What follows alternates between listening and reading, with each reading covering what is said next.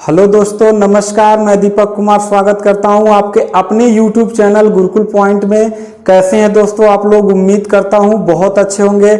और गुरुकुल पॉइंट में दोस्तों बता दें कि बेसिक मैथ यानी कमजोर बच्चे जिनको मैथ से बहुत डर लगता था, इतना डर कि मैथ की कॉपी और किताब को उसके क्वेश्चन को सॉल्व करने से डरते थे, ऐसे बच्चों के लिए मैं यहाँ पे एक प्लेलिस्ट में बेसिक मैथ नाम से प्लेलिस्ट बनाया हूँ, जहाँ पे मैं चैप्टर वाइज एकदम जीरो लेवल से यानी एकदम गणित में कमजोर बच्चों को सीखने का एकदम सुनहरा मौका है। इसके मैं बताया था कि छोटे छोटे 8 से 10 पार्ट मैं लेके आऊंगा, बेसिक चीज बताऊंगा, और वो देखने के बाद फिर मैथ के चैप्टर वाइज मैं सिलेबस शुरू करूंगा।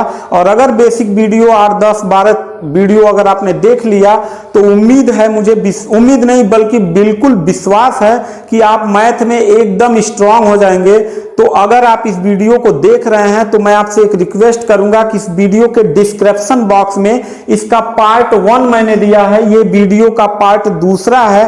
पहला देख लें तब इसको देखें, नहीं तो आप बीच से देखेंगे थोड़ा सा छूट जाएगा। इसलिए रिक्वेस्ट है कि आप वीडियो पहला डिस्क्रिप्शन बॉक्स में जाके देख लें, प्लेलिस्ट में जाके देख लें और फिर इस वीडियो को देखें। तो आइए बेसिक मैथ का शुरू करते हैं वीडियो पार्ट 2। यहां पे दोस्तों पार्ट 2 में हम देखेंगे जोड़, घटाना, गुणा के कुछ रूल्स होते हैं, जो छोटे छोटे रूल्स को हम फॉलो नहीं करते हैं, और जब बड़े बड़े क्वेश्चन सॉल्व करते हैं तो हम लोग क्या कर लेते हैं, गलतियां कर डालते हैं, जिससे बहुत सारा हमारा परीक्षा में नुकसान हो जाता है। तो आइए दोस्तों यहां से देखेंगे कि रूल पहला कहता है धनात्मक संख्याएं सदैव आपस में जुड़ती हैं और चिन्ह धन का लगता है। धनात्मक संख्याएं सदैव आपस में जुड़ती हैं और चिन्ह किन का लगता है, धन का लगता है। देखो दोस्तों यहां पे मैंने +2 लिखा है और यहां पे +3 लिखा है। तो देखो जब किसी संख्या के पहले कोई चिन्ह ना हो तो उसको हम धन मान लेते हैं, ठीक है। किसी संख्या के पहले कोई भी चिन्ह नहीं है तो वो संख्या मानी जाती है कि वो धनात्मक संख्या है। धनात्मक मतलब समझते हैं ना, कि मतलब यहां ऋण का चिन्ह नहीं होगा, प्लस का चिन्ह होगा, ठीक है। तो यहां पे हम देखेंगे कि पहला रूल ये कह रहा है कि धनात्मक संख्याएं सदैव आपस में जुड़ती हैं और चिन्ह किन का लगता है बाबू, धन का लगता है। जैसे यहां एग्जांपल देखिए, 2 है, 2 के पहले कोई चिन्ह नहीं है तो ये माना जाएगा कि संख्या क्या है बाबू, धनात्मक है। संख्या क्या है, ये धनात्मक है। और ये पहले से ये धन है 3 के पहले, तो ये भी धनात्मक है। तो धनात्मक और धनात्मक संख्याएं क्या हो जाती हैं, जुड़ जाती हैं, और चिन्ह किन का लगता है बाबू, धन का लगता है। चिन्ह किन का लगता है, धन का लगता है। तो देखो यहाँ पे कोई चिन्ह नहीं है तो ये भी क्या हो जाएगा, धन हो जाएगा। क्या हो जाएगा मेरे बाबू, धन हो जाएगा। बहुत अच्छे से समझिएगा, ये सब बड़े बड़े क्वेश्चन में आता है। तो यहाँ पे अगर बेसिक चीज नहीं तैयार रहेगा तो आपको दिक्कत हो जाएगा। चलिए यहाँ एक नोट्स है यहाँ पे कि किसी संख्या के पहले कोई चिन्ह ना हो तो वह धन माना जाता है। मान लीजिए यह संख्या है, इसके पहले मान लीजिए यहाँ कोई चिन्ह नहीं है तो इसको हम क्या मानेंगे, धन मानेंगे। ये संख्या है, इसके पहले कोई चिन्ह नहीं है, ये तो पहले से चिन्ह बना हुआ है, तो अगर यहाँ चिन्ह नहीं है, ये भी संख्या नहीं है, तो ये संख्या क्या मानी जाएगी, धनात्मक मानी जाएगी, ठीक है। तो ये धनात्मक संख्याएं क्या हो जाती हैं, आपस में जुड़ जाती हैं, ठीक है। और चिन्ह किन का लग जाता है, धन का लगता है, ठीक है। आगे दूसरा फैक्ट कह रहा है कि धनात्मक और ऋणात्मक संख्याएं सदैव आपस में घट जाती हैं और चिन्ह बड़ी संख्या का लगता है। दोस्तों यहां बहुत कंफ्यूजन बच्चे कर देते हैं। कह रहा है कि धनात्मक संख्या और ऋणात्मक संख्या, अब देखो ये प्लस है और ये मान लो -5 है, तो ये ऋणात्मक संख्या कहलाएगा क्योंकि इसके पहले ऋण का चिन्ह है और इसके पहले धन का चिन्ह है, तो ये धनात्मक संख्या कहलाएगा और ये ऋणात्मक संख्या कहलाएगा। यहां तो हम धनात्मक संख्याओं को देख रहे थे। दूसरा रूल कह रहा है कि या धनात्मक संख्या हो अथवा ऋणात्मक संख्या हो, यानी ऋणात्मक हो और धनात्मक हो, तो वो सदैव आपस में क्या हो जाती हैं, घट जाती हैं। क्या हो जाती हैं, घट जाती हैं। और चिन्ह किन का लगता है बाबू, बड़ी संख्या का लगता है। जैसे मान लीजिए यहाँ पे -6 है, ठीक है, तो ये दोनों संख्याएं आपस में क्या हो जाती, घट जाएंगी। तो ये बड़ी संख्या कौन है, 6 है, तो हमेशा बड़ी संख्या से घटाते हैं। तो बड़ी संख्या में से 5 घटाएंगे तो क्या हो जाएगा, 1 हो जाएगा, और 1 हो जाएगा तो अब यहाँ की बड़ी संख्या का चिन्ह लगेगा। तो इसमें बड़ी संख्या कौन है, 6 है भाई, इसका वैल्यू कितना है, 6 है, इसका वैल्यू 5 है, तो ये बड़ी संख्या हुई। तो बड़ी संख्या के सामने पहले कौन सा चिन्ह है, माइनस का है, तो चिन्ह क्या हो जाएगा, माइनस को हो जाएगा। एग्जाम्पल देख लेते हैं। यहां देखिए एग्जाम्पल, ये है धनात्मक संख्या और ये है ऋणात्मक संख्या। धनात्मक क्यों है, क्योंकि इसके पहले कोई चिन्ह नहीं है, तो यहाँ पे मैं पहले ही नोट्स लिखा दिया हूं, किसी भी संख्या के पहले जब कोई चिन्ह ना हो तो वो संख्या धनात्मक मानी जाती है। और ये ऋणात्मक संख्या है, दोनों आपस में क्या हो जाएंगी बाबू, घट जाएंगी। क्या हो जाएंगी, घट जाएंगी। और चिन्ह किनका लगेगा बराबर के बाद, किनका लगेगा, बड़ी संख्या का लगेगा। अब देखिए इसमें बड़ी संख्या कौन है, 7 है, छोटी संख्या क्या है, 5 है। ये संख्या क्या है, धनात्मक है, ये संख्या क्या है, ऋणात्मक है। तो हमेशा बड़ी संख्या से छोटी संख्या को घटाते हैं। तो इसका वैल्यू 7 है, इसका 5 है, 7 में से 5 घटाएंगे कितना आएगा, 2 आएगा। अब कह रहा है कि चिन्ह बड़ी संख्या का लगेगा। बड़ी संख्या ये है ना, इसके पहले कौन सा चिन्ह है, माइनस का है, तो यहाँ क्या हो जाएगा मेरे बाबू, माइनस का चिन्ह हो जाएगा। क्या हो जाएगा, माइनस का चिन्ह हो जाएगा। दूसरा एग्जाम्पल देखिए, ये धनात्मक संख्या है, ये ऋणात्मक संख्या है, दोनों आपस में घट जाएंगी और चिन्ह बड़ी संख्या का लगेगा। तो 17 में से 9 गया तो कितना बचा बाबू, 8 बचा। अब इसके पहले कह रहा है कि इसका चिन्ह जो होगा वो बड़ी संख्या का होगा। तो यहाँ बड़ी संख्या क्या है, 17 है, तो यहाँ के पहले कोई चिन्ह नहीं है, तो संख्या क्या मानी जाएगी, धनात्मक मानी जाएगी। तो इसलिए यहाँ पे 8 के पहले हम धन न लगाएं तब भी ये धनात्मक माना जाएगा। तो ये क्या हो जाएगा, धनात्मक संख्या हो जाएगा। ठीक, तीसरा देखिए, ये -9 है, ये 17 है, तो ये दोनों आपस में घट जाएगा। 17 की वैल्यू में से 9 की वैल्यू घटाएंगे तो 8 आएगा। चिन्ह किसका लगेगा बाबू, बड़ी संख्या का लगेगा। बड़ी संख्या क्या है, 17 है, इसका चिन्ह क्या है, प्लस है, तो ये क्या हो जाएगा, प्लस हो जाएगा, यानी ये धनात्मक संख्या हो जाएगा। भले यहाँ पे चिन्ह ना हो तब भी ये माना जाएगा क्या, धनात्मक संख्या। तीसरा देखिए, ये 9 है, ये -11 है, यानी ये -11 है, 9 है, तो ये संख्या क्या है, धनात्मक है। तो धनात्मक संख्या और ऋणात्मक संख्या आपस में क्या हो जाती है, घट जाती हैं, और चिन्ह किनका लगेगा, बड़ी संख्या का लगेगा। 11 में से 9 घटाएंगे तो 2 आएगा, और बड़ी संख्या कौन सी है, 11 है, तो 11 के पहले चिन्ह कौन सा है, माइनस का है, तो यहाँ चिन्ह क्या हो जाएगा बाबू, माइनस का हो जाएगा। बहुत अच्छे से समझिएगा, एकदम बेसिक से बता रहा हूं, एकदम जीरो लेवल से। यहां देखिए, ये -11 है, यानी ये संख्या ऋणात्मक संख्या है, और +9 धनात्मक संख्या है। दोनों संख्याएं आपस में घट जाएंगी, चिन्ह बड़ी संख्या का लगेगा। 11 में से 9 गया तो कितना हो गया, 2 बच गया, और बड़ी संख्या कौन है, 11 है, इसके पहले कौन सा चिन्ह है, ऋणात्मक है, तो यहां चिन्ह किसका लग जाएगा मेरे बाबू, ऋणात्मक संख्या का लग जाएगा, ऋण का चिन्ह लग जाएगा। ठीक है, चलिए तीसरा फैक्ट कहता है कि ऋणात्मक संख्याएं आपस में जुड़ती हैं और चिन्ह ऋण का लगता है। अब यहां तीसरा फैक्ट ये कह रहा है कि ऋणात्मक संख्याएं आपस में जुड़ती हैं। जैसे मान लीजिए -2 है, -2 है, तो ऋणात्मक संख्याएं आपस में जुड़ जाती हैं, यानी ये और ये आपस में जोड़ लिया जाएगा, जोड़ा जाएगा, कितना हो जाएगा, 4 हो जाएगा।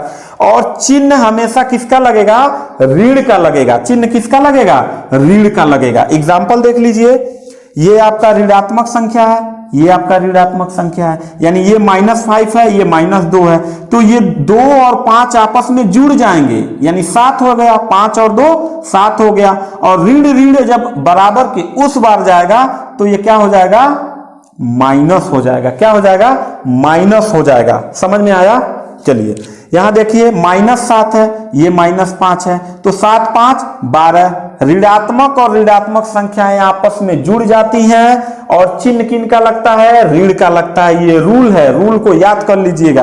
तो -7 -5 7 5 12, चिन्ह किनका किनका है, ऋणात्मक है, तो यहाँ चिन्ह क्या हो जाएगा, ऋण का लग जाएगा।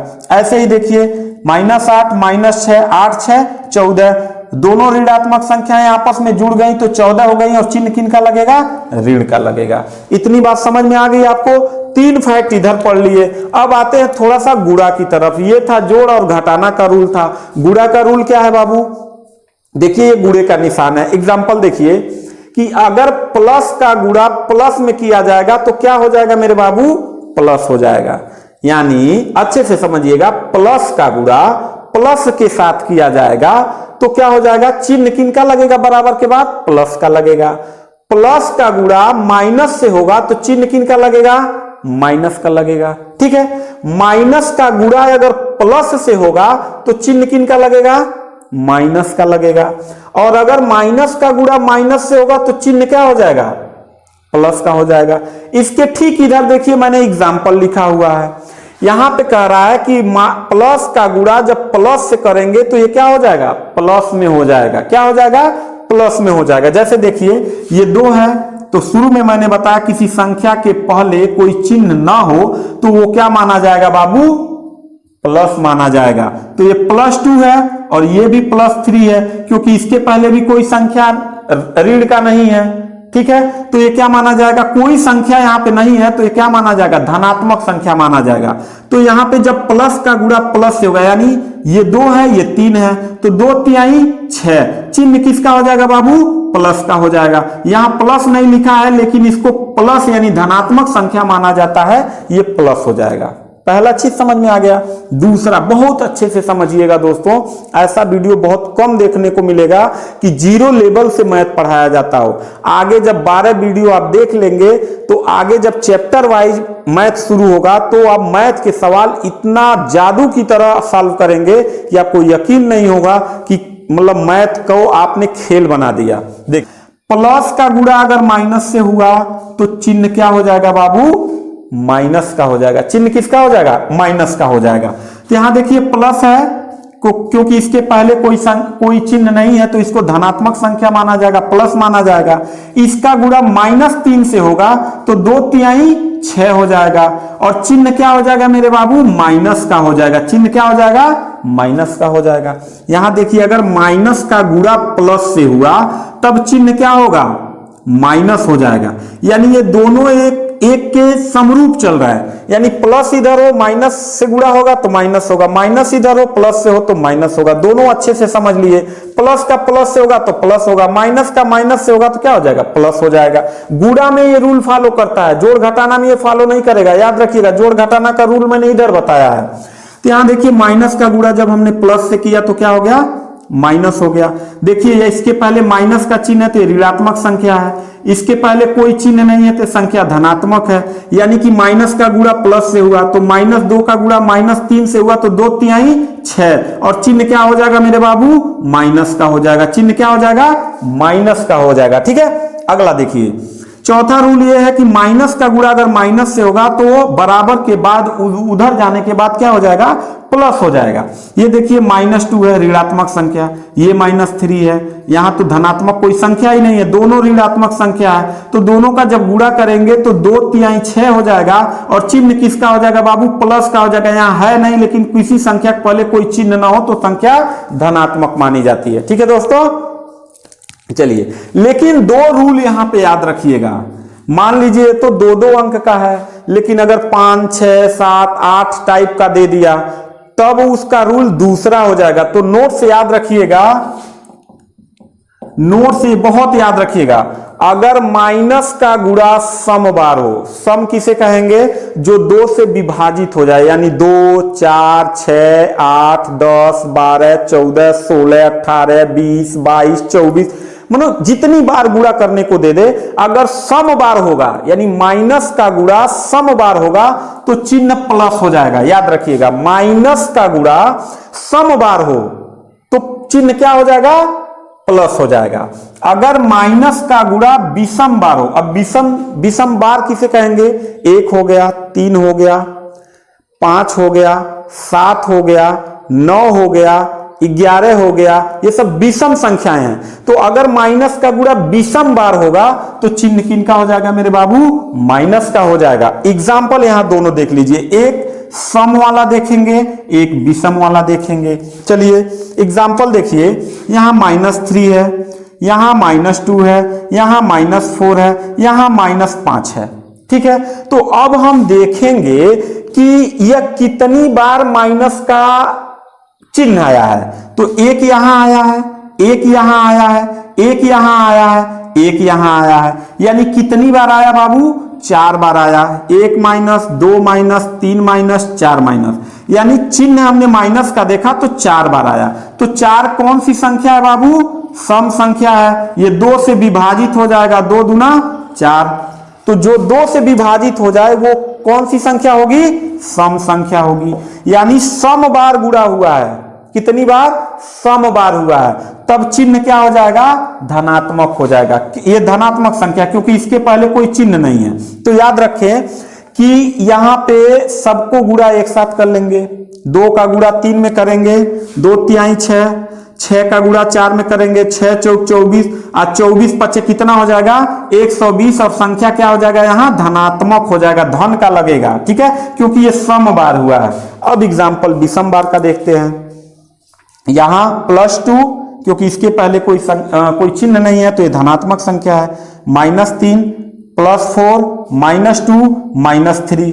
अब हम यहाँ वही रूल देखेंगे कि इसमें माइनस कितनी बार आया है।